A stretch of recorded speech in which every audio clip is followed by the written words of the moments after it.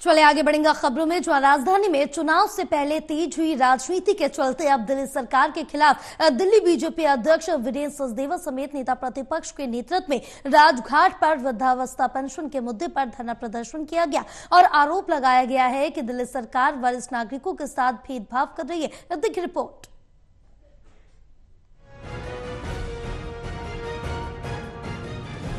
दिल्ली में विधानसभा चुनाव नजदीक हैं, जिसके चलते राजनीतिक दलों के बीच में हलचल तेज है।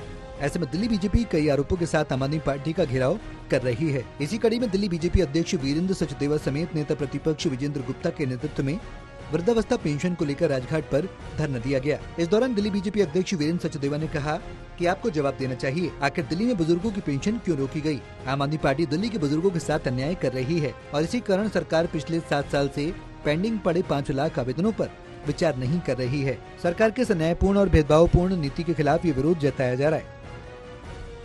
अपने बड़े बुजुर्ग दिल्ली के जिनकी वृद्धावस्था पेंशन 2017 से अरविंद केजरीवाल दबा के बैठा है, रोक के बैठा है, वो उनका हक है। वो खैरात नहीं मांग रहे, वो भीख नहीं मांग रहे, वो उनका हक है जो अरविंद केजरीवाल तुम्हें देना चाहिए था। तुम अपनी अय्याशी पे, अपने भ्रष्टाचार पे करोड़ों रुपए शीश महल में खर्च करते हो, लेकिन उन बुजुर्गों का सोचो जिनके लिए एक एक रुपया महत्वपूर्ण है। तुमने उनकी पेंशन रोकी है और इसलिए हमारे सभी विधायक और भारतीय जनता पार्टी के कार्यकर्ता इस मांग के साथ कि जल्द से जल्द उन बुजुर्गों की पेंशन लागू की जाए और जब तक वो पेंशन लागू नहीं होती हमारा संघर्ष जारी रहेगा।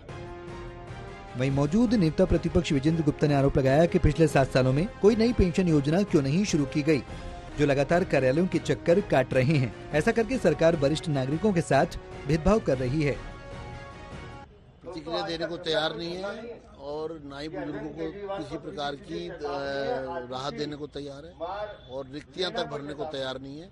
जो 80,000 रिक्तियां हैं जो मृत्यु या किसी कारण से खाली हुई है पिछले 10 सालों में, उनको भी जो है भरने को तैयार नहीं है। जो कैपिंग लिमिट है जो वो भी कैपिंग लिमिट 5,30,000 उसको भी नहीं बढ़ाया जा रहा। 70 वर्ष से बड़ी आयु वालों को आयुष्मान भारत योजना में लागू की जा रही है।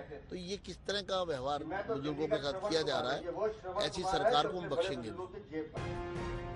बीजेपी विधायक अभय वर्मा ने कहा कि बुजुर्गों की पेंशन पर दिल्ली सरकार अगर विचार नहीं करेगी तो दिल्ली बीजेपी प्रदर्शन को और तेज करेगी।